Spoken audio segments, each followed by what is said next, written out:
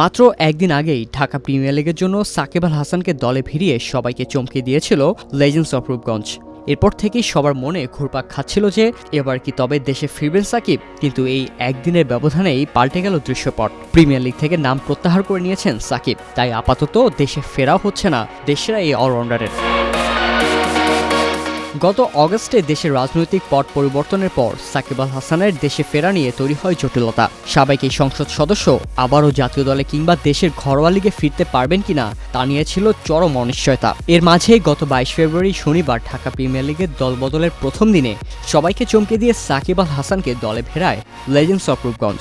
তবে সেদিন সশরীরে উপস্থিত না থাকলেও অনলাইনে নিজের কাগজপত্র জমা দিয়ে দলবদলের প্রক্রিয়া সম্পন্ন করেন এই অলরাউন্ডার। কিন্তু নতুন দলে সাকিব নাম লেখানোর একদিন পরই আসলো দুঃসংবাদ। দলবদল প্রক্রিয়ায় নিজের নাম স্থগিত রাখার জন্য লেজেন্ডস অফ রূপগঞ্জ কর্তৃপক্ষকে অনুরোধ করেছেন সাকিব। 23 ফেব্রুয়ারি রবিবার cricket committee of Dhaka metropolis CCDAM এর চেয়ারম্যান বরাবর একটি চিঠি দিয়ে বিষয়টি নিশ্চিত করেছেন দলটির সাধারণ সম্পাদক মোহাম্মদ তরিকুল ইসলাম টিটো।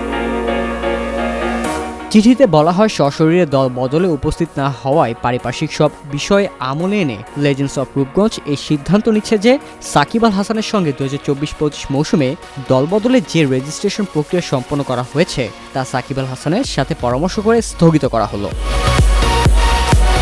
বিষয়টি নিয়ে লেজেন্ডস অফ রূপগঞ্জের কর্মকর্তা তরিকুল ইসলাম টিটো দ্য বিজনেস স্ট্যান্ডার্ডকে বলেন, গতকাল সাকিব আল হাসানকে আমরা দলে নেই, কিন্তু আজ তার সঙ্গে আমাদের কথা হয়েছে। সাকিব আমাদের অনুরোধ করেছেন তার দল বদলটা স্থগিত রাখার জন্য।